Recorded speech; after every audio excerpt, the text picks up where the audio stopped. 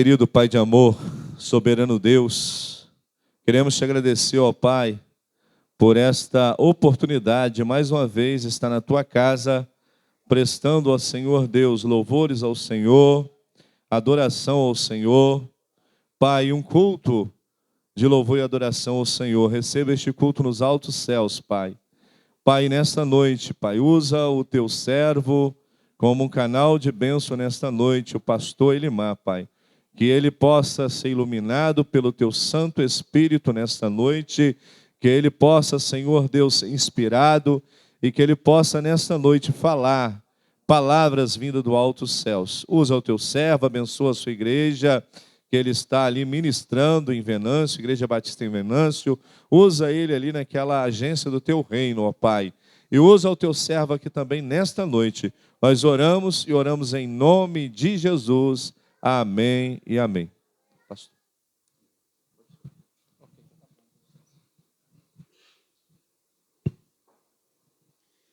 Graça e paz, amados. É um prazer poder estar com os amados nesta noite, nesses dias celebrativos, aniversário da igreja, e nós nos sentimos assim muito honrados em ter sido lembrado pelos irmãos para poder participar dessa festa. Amém? A minha família, minha esposa não pôde vir, meus filhos, eu já tenho filhos já adultos, né?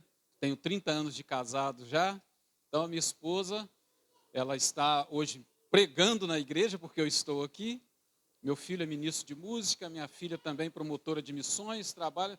É a família integrada na igreja, já fazem né, ou quase 30 anos, 30 anos a gente tem de casado, né? Mas nós estamos aqui com muita alegria e satisfação para participar dos irmãos com esses dias celebrativos do aniversário desta igreja. Amém? Todos aqui sabem quantos anos a igreja está celebrando, sim ou não? Quantos anos? 7 anos, ok. Quero convidá-los para que abram suas Bíblias em Apocalipse capítulo 12. Mas eu queria convidar você a fazer um negócio. Gostaria que você abrisse a sua Bíblia. E gostaria que você permanecesse com a sua Bíblia aberta. Amém? Não feche a sua Bíblia após a leitura. Apocalipse capítulo 12.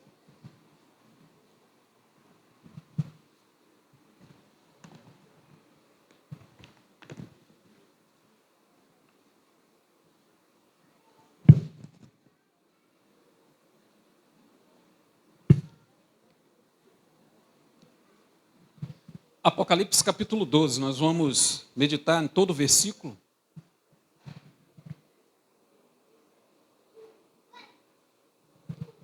Diz assim a palavra de Deus, estarei lendo na minha versão, e os irmãos estejam acompanhando. Viu-se então um grande sinal no céu, uma mulher vestida de sol, com a lua debaixo dos pés, e uma coroa de 12 estrelas sobre a cabeça. Ela estava grávida e gritava com as dores de parto, sofrendo intensamente para dar à luz. Viu-se também outro sinal no céu, um grande dragão vermelho com 7 cabeças e 10 chifres, e sobre as cabeças haviam 7 coroas. Sua cauda arrastava uma terça parte das estrelas do céu, lançando-as sobre a terra, e o dragão parou diante da mulher que estava para dar à luz, para devorar-lhe o filho, assim que nascesse. Então ela deu à luz um filho, um homem que dominará todas as nações com cetro de ferro. Seu filho foi arrebatado para Deus e para o seu trono.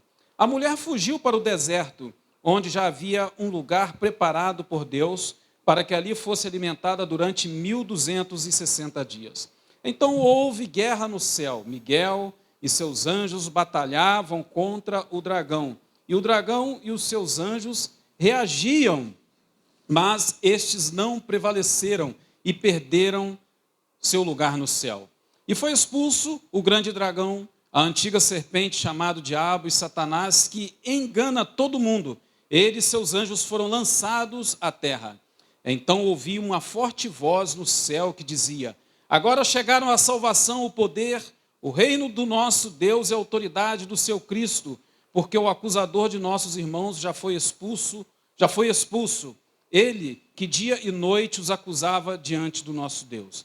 Eles o venceram pelo sangue do Cordeiro, pela palavra do testemunho, e mesmo diante da morte não amaram a própria vida. Por isso, alegrai-vos, ó céus, e todos vós que neles habitais, mas ai da terra e do mar, pois o diabo desceu até vós com grande ira, sabendo que pouco tempo lhe resta. E quando o dragão se viu lançado à terra, perseguiu a mulher que dera à luz o menino. As duas asas da grande águia foram dadas à mulher, para que voasse para o seu lugar, o deserto onde é sustentado por um tempo, tempos e metade de tempo fora da vista da serpente. Então de sua boca a serpente lançou atrás da mulher água como um rio, para que ela fosse arrastada pela corrente. Mas a terra socorreu a mulher, abrindo a boca e engolindo o rio que o dragão lançara da boca. O dragão se enfureceu contra a mulher e saiu para atacar os demais filhos dela, os que guardam os mandamentos de Deus e mantêm os testemunhos de Jesus. Então o dragão parou sobre a areia do mar. Pai, em nome de Jesus, o quanto nós carecemos sempre de ouvir a Tua voz. E eu quero te pedir neste momento, Pai, que tudo aquilo que possa impedir a receptividade desta palavra seja repreendido em nome de Jesus. Seja poderes malignos externos, sejam problemas internos, aqueles que muitas vezes carregamos no nosso coração como ansiedade, preocupação. Meu Pai, que todo o incômodo cesse agora diante da Tua voz. E que o Senhor venha falar neste lugar, assim como o Senhor falou com João ali na ilha de Patmos. Deus, nós assim desejamos ouvir a Tua voz. E nós assim oramos pedindo a iluminação do Teu Espírito Santo. Em o nome de Jesus. Amém e amém. Podemos assentar. Meus amados, pensando nesse tema sugestivo da igreja, uma coisa que eu pensei e Deus falou no meu coração é trazer essa mensagem baseada em Apocalipse capítulo 12. Nós temos um tema para essa mensagem nessa noite. Um tema para que essa mensagem ela fique fixa no nosso coração, na nossa mente, e durante a semana Deus continue falando conosco. A vitória de Cristo e da igreja sobre as investidas de Satanás. Esse é o tema, você pode registrar aí. Nós podemos resumir a mensagem desta noite numa frase ou numa grande ideia. A igreja atual precisa saber que o dragão, Satanás, mesmo com sua fúria, perseguição e engano, será derrotado pela intervenção divina. Amém? Está projetado aí? Vocês podem repetir comigo? Então vocês repitam comigo, então. No 3, ou melhor, vocês vão repetir o que eu li. 1, 2, 3. A igreja atual precisa saber que o dragão, Satanás, mesmo com sua fúria, perseguição e engano, será derrotado pela intervenção divina. Amém? Meus amados, o livro de Apocalipse não é um livro misterioso. O livro de Apocalipse não é um livro selado. O livro de Apocalipse não é um livro fechado. O livro de Apocalipse não é um livro a ser desvendado. O livro de Apocalipse é revelação. É revelação de Deus à igreja. A proposta com que Apocalipse foi escrito não foi para poder criar nenhuma expectativa e nem pavor e nem medo. Pasmem, eu já ouvi pessoas dizendo que tem medo de ler o livro de Apocalipse. Não sei se vocês já tiveram essa experiência de ouvir pessoas dizendo que tem medo de ler o livro de Apocalipse. Na verdade, o livro de Apocalipse traz muitas simbologias, muitas figuras de linguagem, e a gente pensa, e tem muitas pessoas que ficam presas a essas simbologias e essas figuras de linguagem e acabam se perdendo. Mas, na verdade, essas simbologias, essas figuras de linguagem, João estava usando para falar o povo da sua época. Para o povo daquela época, essas figuras de linguagem, elas eram bem entendidas. E se nós nos aprofundarmos no livro de Apocalipse e formos ver sobre essas figuras de linguagens, nós vamos ver que João, ele usa uma linguagem peculiar. E nós vamos ver muita coisa no Velho Testamento que João ele aplica no livro de Apocalipse. Então eu quero chamar a sua atenção para a mensagem central do livro de Apocalipse. A mensagem central do livro de Apocalipse é exatamente isso, a vitória de Cristo e da igreja sobre as investidas de Satanás. O livro de Apocalipse foi escrito no momento em que a igreja ela estava precisando ser o quê? Animada. Os cristãos, os apóstolos daquele momento estavam precisando de serem encorajados. O livro de Apocalipse, ele não foi escrito para nos impor medo, mas o livro de Apocalipse ele foi escrito para nos encorajar.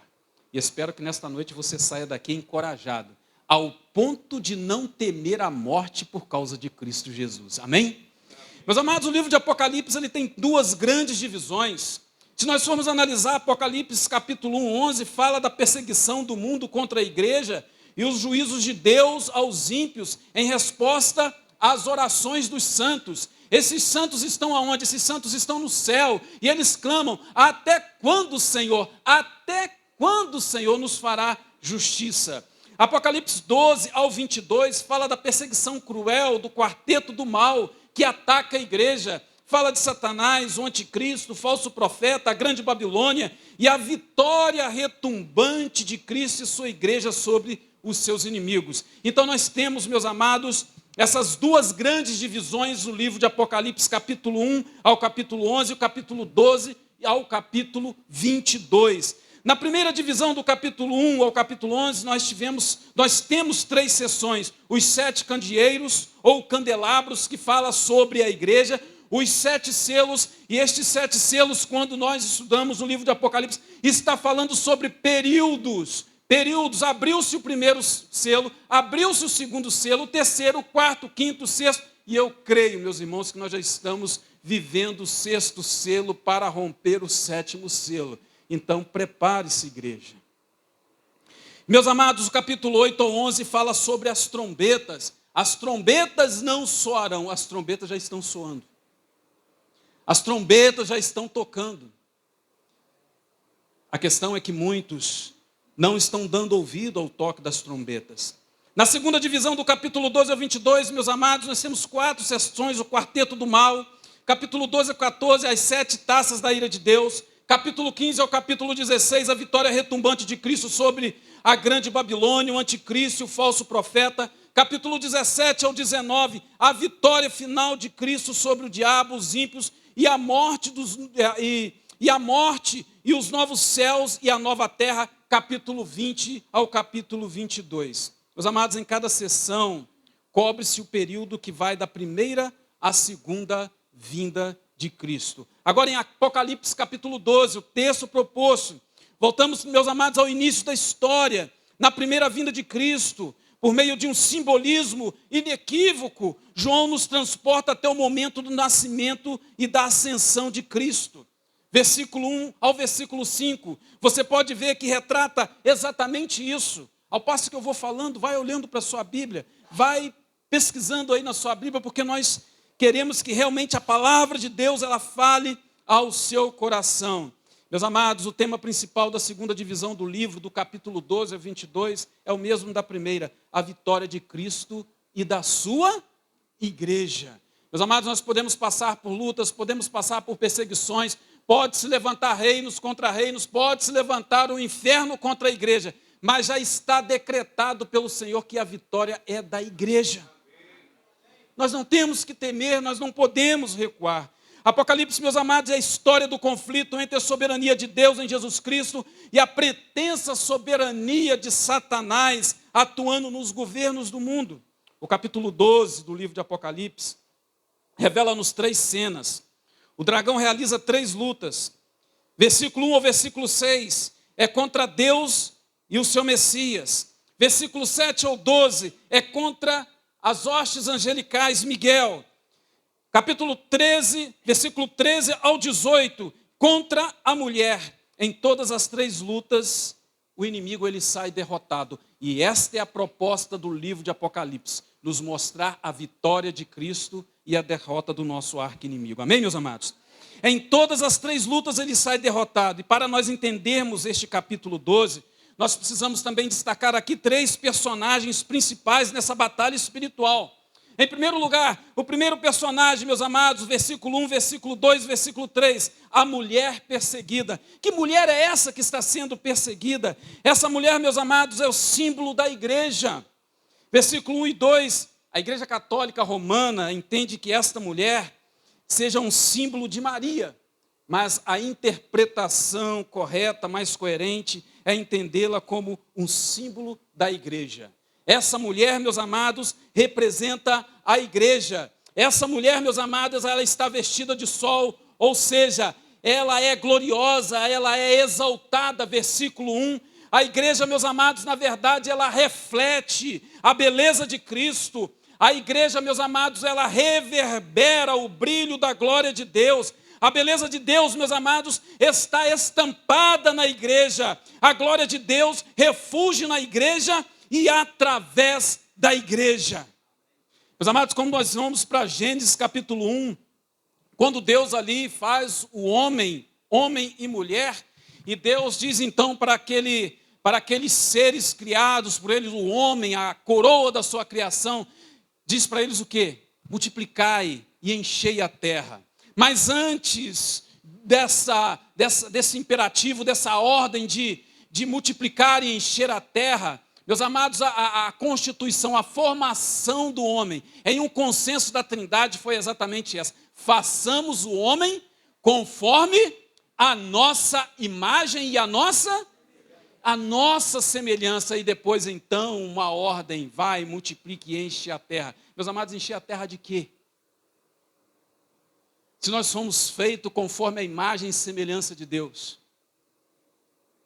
Nós estamos aqui, meus amados, para refletir a glória de Deus. Quando a igreja multiplica em números, no discipulado e no avanço da evangelização, nós vamos enchendo a terra da glória de Deus. Nós estamos aqui, meus amados, para encher a terra da glória de Deus. Quando você recebe a graça de ter um filhinho, né? Você pode ter a certeza que não é simplesmente uma herança de Deus para ornamentar a sua casa ou a família. Essa criança é para você ensinar no caminho do Senhor, para que ela cresça e ela venha refletir a imagem da glória de Deus. Meus amados, essa mulher tem debaixo dos seus pés a lua, ou seja, ela exerce domínio. Versículo 1, o cabeça da igreja é aquele que tem todo o poder e toda a autoridade no céu e na terra. A igreja, meus amados, ela está em Cristo, ela está entronizada com Ele, ela é a noiva do Cordeiro, ela está assentada com Ele acima de todo o principado e potestade.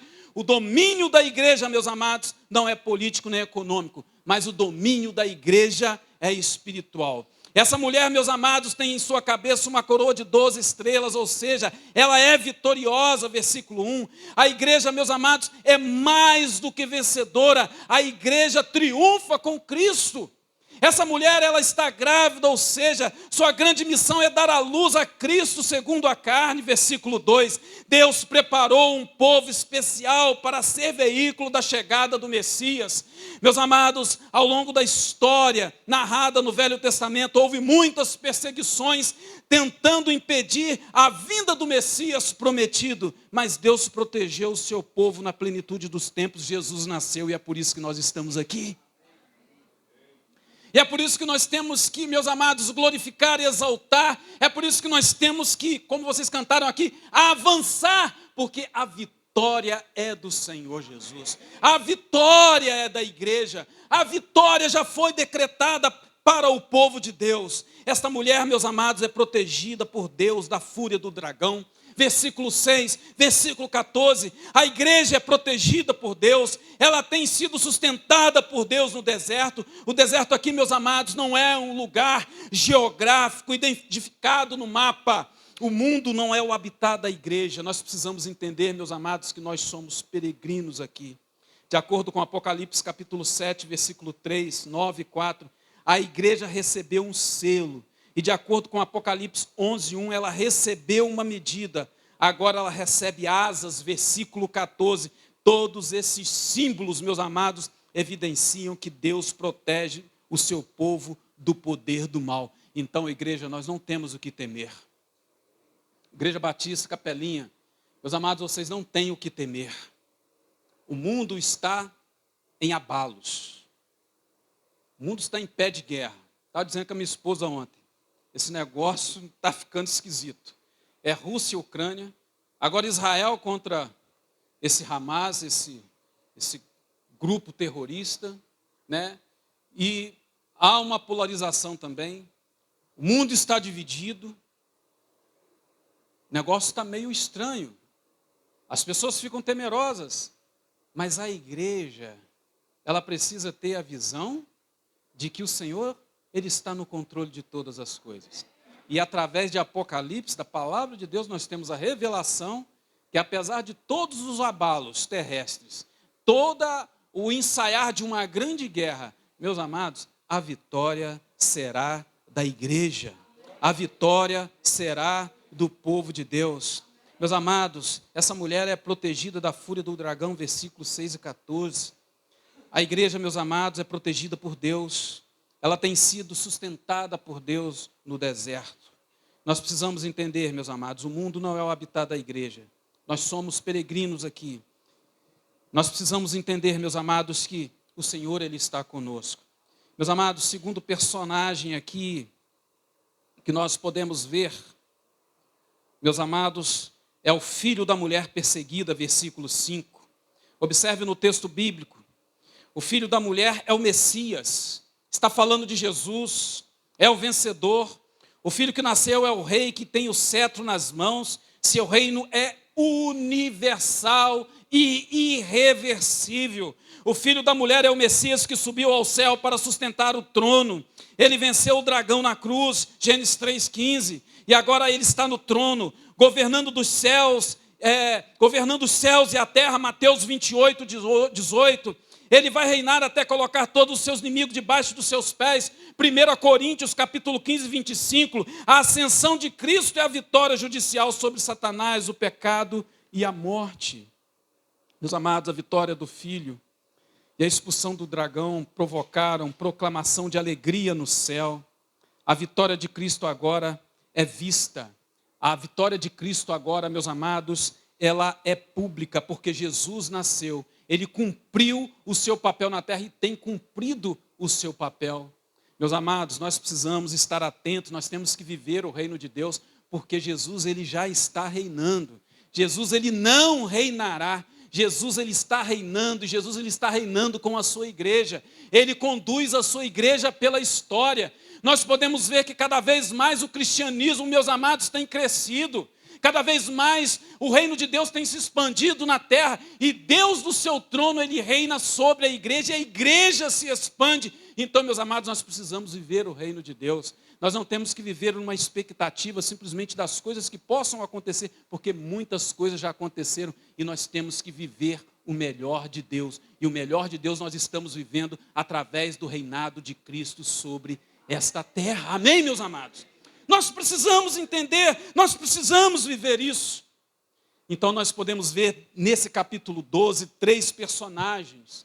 Nós vimos aqui, meus amados, a figura da mulher, o filho da mulher, e nós temos o terceiro personagem, porque nós estamos aqui numa batalha espiritual, que é o dragão. Versículo 3, versículo 16, o dragão é um ser pessoal, versículo 9, ele não é um mito. É uma figura, não é uma figura lendária, ele não é uma figura folclórica, né? Há muitas pessoas que, eu não sei como é que essas coisas entram e enraizam tanto na cabeça das pessoas. Pinta o diabo, se for assim, pinta o diabo, primeira coisa que eles vão fazer, a cor vai dar um vermelho, vai dar um tridente, vai colocar um chifre, vai fazer uma imagem mitológica, mas ele é muito mais do que isso, né? Os demônios, o diabo, não é um mito, não é uma figura lendária, folclórica. Ele não é um ser impessoal, uma energia negativa. Ele é um anjo caído. Ele é um anjo caído. Um ser que tem vontade, ele tem planos, ele tem estratégia, ele tem inteligência, pois é capaz de seduzir. Olha aí, versículo 4, ele tem objetivos claros, perseguir o Messias, versículo 4, sua igreja, versículo 13, sua grande obsessão é devorar Jesus. Versículo 4, o dragão, meus amados, é o inimigo que exerce influência universal. Versículo 3 e 9, ele tem 7 cabeças. Isso representa que ele exerce poder e grande autoridade de forma universal. Ele é o Deus deste século, o príncipe da potestade do ar, que atua nos filhos da desobediência. Ele tem 10 chifres. Isso simboliza a capacidade destruidora. Meus amados, ele é o Abaddon, o Apolion, ele é o destruidor. Jesus o chama de homicida. João 8,44, o dragão, meus amados, é um inimigo destruidor, versículo 3. Chamá-lo de um dragão grande evidencia que ele é um inimigo terrível, perigosíssimo, destruidor. Chamá-lo de vermelho denota a capacidade de provocar destruição e morte. O dragão, meus amados, ele é um inimigo sedutor, versículo 4 e 9. Ele foi sedutor no mundo angelical. Ele conseguiu enredar 1/3 dos anjos que foram expulsos do céu, versículo 4. Ele foi também o sedutor de todo mundo, versículo 9. Ele foi o protagonista da queda de Adão e Eva no Éden. A serpente de Gênesis 3 é o dragão de Apocalipse capítulo 12, que ao longo dos séculos tentou destruir a semente da mulher, a fim de que o Messias não nascesse na plenitude dos tempos. O dragão é o inimigo acusador, versículo 9 e 10. O dragão, ele é mentiroso, ele é acusador. Ele acusou Jó capítulo 1, versículo 9 e 10. Ele acusa os nossos irmãos, versículo 10. Ele pesquisa a nossa vida. Ele não perde oportunidade, meus amados, para nos acusar. Romanos 8,34. O dragão, meus amados, é um inimigo opositor, versículo 9. Foi ele quem se opôs a Moisés através dos magos no Egito. Foi ele quem se opôs ao sumo sacerdote Josué, Zacarias 3:1. Foi ele quem se opôs a Paulo e barrou-lhe o caminho, 1 Tessalonicenses capítulo 2, versículo 18. Meus amados, o dragão é um inimigo cheio de cólera, versículo 12. O dragão já se irou contra o Messias, versículo 4, contra Miguel, versículo 7, contra os moradores da terra, versículo 12, e agora, meus amados, reiteradamente contra a mulher, versículo 17. O dragão é um inimigo limitado. O dragão, meus amados, não encontrou mais lugar no céu. Ele não pode tentar mais ninguém que está no céu. Ele tem limitação de tempo, versículo 12. Ele sabe que lhe falta pouco tempo e que a sua sentença já foi lavrada. Em breve, ele será lançado no lago de fogo, capítulo 20, versículo 10 de Apocalipse. Por isso nós podemos dizer, meus amados, dentro daquela grande ideia, naquela frase, a igreja atual precisa saber que o dragão, Satanás, mesmo com fúria, perseguição e engano contra Cristo e a igreja, ele será derrotado pela intervenção divina. Por isso nós precisamos avançar. Nós não podemos recuar, mas nós precisamos avançar tendo em mente que a nossa vitória, ela é garantida, a nossa vitória é certa. Meus amados, firmados nesses princípios, e agora que nós temos uma noção do capítulo 12, eu quero destacar aqui 5 aplicações para a nossa vida como igreja do Senhor. Em primeiro lugar, a vitória de Cristo e da igreja sobre Satanás se dará sob a proteção de Deus. Não é na força do nosso braço, não é na nossa capacidade, não é no número de membros, mas é sob a proteção de Deus. Deus preparou para a mulher, igreja, um lugar no deserto. O deserto não aponta para um lugar geográfico, como eu já disse, não é um ponto específico no mapa. As 2 asas da águia que são dadas à mulher são como selo de Deus que protege a igreja contra a fúria do dragão. Então, meus amados, nós não temos o que temer. De acordo com Apocalipse 7:3, ela recebeu um selo. Apocalipse 11:1, uma medida. E agora, meus amados, ela recebe asas. Havendo fracassado em seu esforço para derrotar Cristo, o dragão vai perseguir quem? Vai perseguir a igreja. E lançar contra ela um rio de mentiras. Versículo 16. Muitas vezes, meus amados, Deus nos livra. Muitas vezes Deus nos livrará na morte e não da morte. Muitos cristãos pelo mundo, meus amados, têm passado ao fio da espada. Muitos têm dado as suas vidas, mas o Senhor os tem livrado da morte. Não tem os livrado na morte, mas tem os livrado da morte. Nós bem sabemos que a morte não pode nos deter, porque assim como o nosso Cristo ressuscitou, nós vamos ressuscitar também. Por que temer? Por que recuar? Por que pensar duas vezes em cumprir o chamado de Deus, se a vitória já nos é garantida? Por que, pastor André? Por que, pastor Silvio? Aquilo que Deus colocar no nosso coração como anjos da igreja, nós não podemos temer e nem recuar, porque a vitória já foi decretada pelo Senhor.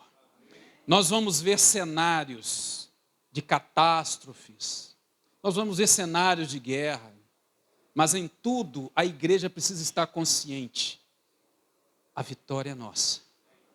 Seremos perseguidos? Sim, mas a vitória é nossa. No nosso país nós estamos vivendo um conflito de ideias, pensamentos, ideologias e tantas coisas que venham colidir com a palavra de Deus. Princípios familiares, princípios bíblicos, e às vezes nós pensamos, ou muitos até dizem, o que vai ser da igreja? E eu respondo, a igreja sairá vitoriosa sobre todas essas coisas. A igreja não vai sucumbir, a igreja operante, a igreja missionária, a igreja atuante, ela vai superar, porque a igreja, meus amados, ela é do Senhor Jesus. Mesmo diante dos ataques mais vis do inimigo, mesmo diante de momentos mais áridos da vida, como o deserto escaldante, meus amados, nós não podemos nutrir medo. Não podemos nutrir medo, pois Deus guardará a nossa vida. Sabemos, meus amados, que Satanás, ele nos odeia, o texto deixa isso bem claro, porque não suporta ver a luz de Cristo que sendo irradiada através de nós. Nós irradiamos a luz de Cristo, porque Deus nos fez com este propósito. Pense nisso, todas as vezes que você enfrentar lutas, sejam lutas pessoais, sejam lutas no âmbito familiar, seja na questão ministerial, você tem que ter isso em mente. Alguma coisa está se levantando, se opondo para que eu não brilhe. E se tem um que não quer que você brilhe, é o diabo, porque ele sabe que a luz que está saindo de você, irradiando de você, não é uma luz própria, não é a sua luz, mas é a luz daquele que ele odeia, que ele tentou perseguir, que ele tentou destruir e não conseguiu, mas agora ele tenta ofuscar o brilho de Deus que há em ti. Brilhe, meu querido, aonde quer que você esteja. Brilhe no seu trabalho, brilhe no seu emprego, brilhe na faculdade, brilhe na sua escola, brilhe para a sua vizinhança. As pessoas precisam ver Cristo em ti. Não basta você dizer, eu sou da Igreja Batista Capelinha, eu sou da Igreja Batista Encomendador Venâncio. Nós precisamos mostrar de fato que nós somos diferentes, através da luz de Cristo que irradia através de nós. Meus amados, a vida da igreja, a nossa vida reflete a beleza de Deus. Entretanto, meus amados, a nossa vitória está garantida, pois é Deus quem peleja por nós. Não pelejamos na força do nosso braço, não é na nossa capacidade intelectual, mas nós, meus amados, pelejamos e vencemos, porque o Senhor é quem peleja por nós. A vitória de Cristo e da igreja sobre Satanás se dará sobre a intervenção dos anjos. Observem versículo 7, versículo 8. A Bíblia diz, meus amados, que os anjos são valorosos em poder e executam as ordens de Deus. Salmo 103, versículo 20. O arcanjo Miguel e seus anjos lutaram contra o dragão e seus anjos, versículo 7. Nessa peleja no reino espiritual, o dragão e seus anjos foram derrotados, versículo 8. Não foram apenas derrotados, mas também expulsos do céu, ou seja, ele perdeu o posto de acusador dos nossos irmãos. Meus amados, essa luta no céu desencadeia uma segunda luta aqui na terra, Apocalipse 19, 19. Ambas as lutas terminam com a precipitação de Satanás. No presente texto, Satanás ele cai do céu, versículo 9, depois ele cai da terra para o abismo. Apocalipse capítulo 20, versículo 3. Nós precisamos entender, meus amados, que ainda hoje os anjos são ministros de Deus que trabalham através do nosso favor. Hebreus capítulo 1, versículo 14. nós não podemos ignorar ações angelicais. É lógico que a gente não pode ficar por aí dizendo que tem anjo em todo lugar, em cima do altar, correndo para lá, né? Anjo fazendo isso, fazendo aquilo. Isso aí é uma outra coisa, mas que na verdade os anjos estão a serviço da igreja, os anjos estão a serviço do povo de Deus, disso nós não podemos negar. Já vi muitos relatos de pessoas que tiveram experiências, e nós temos que tomar cuidado que experiências são experiências, não servem como doutrina. Eu já vi muitos relatos de pessoas no campo missionário, lugares remotos, onde não tinha auxílio humano, eles receberam visitas angelicais e os socorreram em momentos extremos, momentos difíceis. A igreja também ela não pode ficar aquém daqueles que estão a nosso serviço. Meus amados, não podemos menosprezar a ação dos anjos a nosso favor. Quando todos os recursos humanos se esgotam, eles se fazem presente para ministrar. Eles se fazem presente para nos livrar, nos socorrendo. Meus amados, a vitória de Cristo e da igreja sobre Satanás, em terceiro lugar, se dará sobre a intercessão de Cristo. Meus amados, existe alguém poderoso que intercede por nós. De volta e meia a gente ouve assim, pastor, não tem ninguém que se interessa por mim, não tem ninguém que ora por mim. Meu querido, se você é um crente em Jesus, sabe de uma coisa, Cristo intercede por você. Você sabia disso? Não se sinta só. Às vezes nós colocamos tantas expectativas naquilo que está à nossa volta e nós esquecemos daquilo que está acima de nós. Às vezes nós queremos ser mentoreados por pessoas que estão à nossa volta, mas nós esquecemos dos mentores da Bíblia. E dentre esses mentores nós podemos destacar um, Jesus Cristo. A palavra de Deus diz que Ele intercede pela igreja, Ele intercede por nós. Sabe por que vocês estão prosperando e estão caminhando aqui na capelinha? É porque Cristo está intercedendo por vocês. É porque Cristo achou graça em alguma coisa aqui. Alguma coisa aqui atrai o olhar de Cristo. E Ele intercede, Ele batalha, Ele toca no coração das pessoas, Ele envia as pessoas, Ele desperta as pessoas para poder contribuir. Percebe? Por isso nós precisamos, meus amados, confiar na intercessão de Cristo, a vitória de Cristo e da igreja sobre Satanás se dará sobre a intercessão de Cristo, versículo 5. Cristo, meus amados, ascendeu ao céu, assentou-se no trono. Somos informados que Ele está no céu, intercede por nós, Hebreus 7, 25. Sua intercessão é plena, ela é eficaz, Romanos 8, 34. Nenhuma acusação pode prosperar contra os eleitos de Deus, porque em Cristo morreu. Meus amados, por meio de Jesus Cristo, Romanos 8, 37 vai dizer que nós somos mais que vencedores. Amém? Amém. Romanos 8, 37 vai dizer que nós somos mais o quê? Do que? Mais do que vencedores. A vitória de Cristo sobre a igreja, a vitória de Cristo e da igreja sobre Satanás, em quarto lugar, se dará pelo poder do sangue do Cordeiro. Não se dará pelo nosso poder aquisitivo, pela nossa capacidade humana, mas pelo sangue do Cordeiro. A morte de Cristo, meus amados, é a nossa vitória. Versículo 11. O sangue de Cristo, meus amados, é a nossa arma mais poderosa. Seu sacrifício na cruz desfez toda a possibilidade de Satanás triunfar sobre o povo de Deus, 2 Coríntios 5, 21. Meus amados, o motivo da vitória sobre o dragão acusador é o sangue do Cordeiro. É pelo sangue do Cordeiro que nós vencemos. Não é o conhecimento do Cordeiro, nem a crença intelectual no Cordeiro, mas o sangue do Cordeiro. Nós vencemos por causa do sangue do Cordeiro. O sangue vertido na cruz do Calvário, para nos purificar de todo o pecado, que nos reconcilia novamente com Deus, que faz com que voltemos a brilhar. O pecado embaçou o brilho de Deus na nossa vida.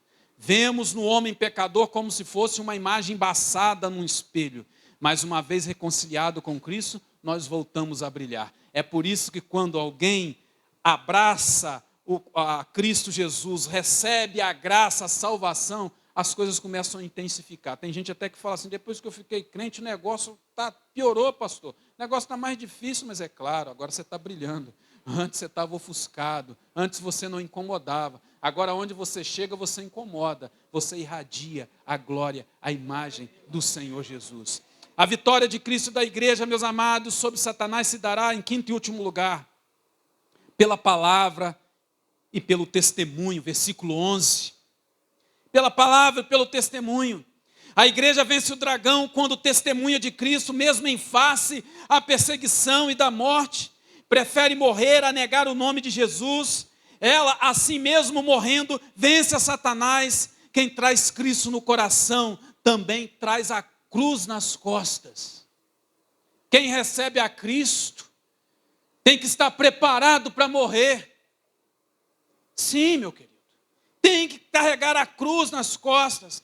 A igreja vence. A igreja que vence, meus amados, é a comunidade que testemunha. É a comunidade de testemunhas.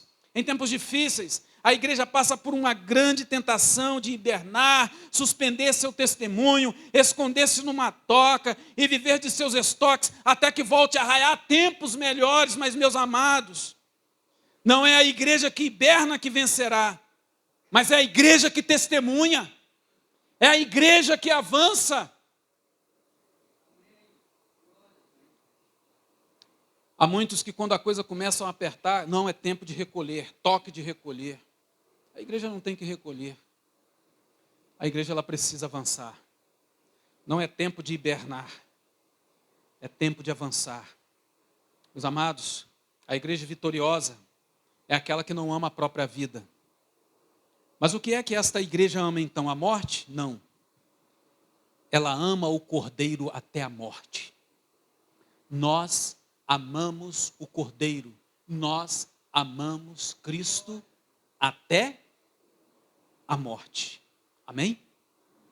Parece que quando eu falei em morte que agora parou assim um silêncio. Por quê? Vocês acham que vocês vão ficar até essa morte física? Vocês creem nisso? Aí parou? Congelou? Vai dormir? Hã? Então vou repetir aqui. Gostaria de ouvir um amém. Hã? A igreja é aquela que ama o Cordeiro até a morte. Amém? Glória a Deus. Amém. Olha, se vocês vão para casa assim, seria uma derrota. Agora não. Agora vocês estão aí despertados. Olha, estou pregando aqui, estou em mente com tudo que vocês cantaram aqui, que parece que tudo foi se encaixando com o texto que nós estamos pregando, né? O irmão cantou aqui, que depois do culto, né? É o que mesmo que se falou? Você vai ver o que vai acontecer. Eu acho que depois dessa palavra, depois de Apocalipse 12, acho que você já está vendo muita coisa. Hã? Você já vai ver muita coisa. Já estamos vendo muita coisa. É impossível sairmos daqui do mesmo jeito que entramos. Às vezes entramos preocupados, às vezes entramos desconectados, mas a palavra de Deus ela nos traz no centro, ela nos mostra, desperta. Você é a igreja do Senhor. Você é um crente em Cristo. Você tem que avançar. Você não tem que temer. E tem que avançar até a morte. Amém? Porque a igreja, meus amados, vitoriosa, ela ama o Cordeiro até a morte. Só quem ama a Cristo, de fato ama a sua vida. Porque quem ama a Cristo não tem por preciosa a sua vida, mas a vida de Cristo em sua vida. A nossa vida ela passa a ter sentido porque a vida de Cristo ela passa a fazer parte da nossa vida e a nossa vida então ela passa a ter sentidos. Meu querido, eu quero concluir essa mensagem recobrando a memória de vocês a frase inicial. A igreja atual precisa saber que dragão, Satanás, mesmo com fúria, perseguição e engano, ele será derrotado pela intervenção divina. Ainda que os noticiários possam trazer manchetes e mais manchetes de situações terríveis, de barbáries, Meus amados, nós não devemos temer. Nós precisamos continuar. Porque Apocalipse é um livro que nos dá encorajamento frente às situações adversas. O Apocalipse, meus amados, surgiu no momento em que a igreja, podemos assim dizer, os cristãos primitivos, eles estavam vivendo momentos assim muito difíceis. Perseguição, morte de cristãos. Pensam bem, né? Relatos do Coliseu, cristãos sendo lançados às feras, outros sendo mortos de várias formas. Como encorajar esta igreja? Cristo, então, ele vai aos céus, os cristãos ficam, começam a ser perseguidos e começam a ser mortos. Eles precisavam de uma palavra, precisavam de uma revelação. Então aprove a Deus que João fosse para a ilha de Patmos e ali recebesse essa revelação. É uma revelação de encorajamento. Se nessa igreja aqui tinha alguém assim, eu tenho medo de ler o livro de Apocalipse, meu querido, mude a visão, leia o livro de Apocalipse e encontre encorajamento para a sua vida. Meu querido, embora o dragão seja vermelho, sedutor, temido, à luz da palavra de Deus ele está derrotado. A vitória, meus amados, está assegurada. Caminhamos, meus amados, não para um fim trágico, incerto, mas nós caminhamos para a consumação gloriosa de Cristo e da sua noiva. Amém? Meus amados, não se deixe iludir com a aparência do mal, pois o mal parece prevalecer neste mundo, mas sua derrota já se deu na cruz do Calvário, só restando o fim dos tempos para sacramentá-la. O que vai ser sacramentado no final não é a derrota da igreja, é a vitória da igreja e a derrota de Satanás. Meus amados, nós estamos em uma guerra, isso é fato. Estamos numa guerra espiritual, estamos numa guerra econômica, estamos numa guerra ideológica. Meus amados, nós temos dois lados, dois exércitos recrutando seus soldados. Agora a questão é, de que lado você está nessa batalha espiritual? Eu digo para você que eu estou do lado do exército vencedor. Eu estou do lado do exército que vai vencer. Eu estou do lado do exército do qual o Senhor já disse, esse exército vencerá. Agora eu quero perguntar a você nesta noite, de que lado você está? O diabo, meu querido, ele canta vitória, mas ele é mentiroso, ele é o pai da mentira. A palavra de Deus nos revela que a vitória é do Senhor Jesus Cristo. Então, em quem você crê, de que lado você quer ficar? Nós não podemos finalizar esta mensagem nessa noite sem fazer um convite a você. Eu não conheço todos aqui nesta noite. Eu não conheço se todos aqui já receberam Cristo Jesus como seu único e suficiente Salvador. Eu não sei se todos aqui já abriram o coração para receber a graça salvadora, esse presente do céu, esse presente de Deus. Mas eu quero convidar você nesta noite. Eu quero convidar você nesta noite para que você seja um vitorioso e não um derrotado. E a promessa de Deus, que você seja um vitorioso, mesmo diante das perseguições, mesmo diante da morte, mesmo diante das incertezas, o Senhor ele quer colocar no seu coração essa certeza de que você é um vitorioso.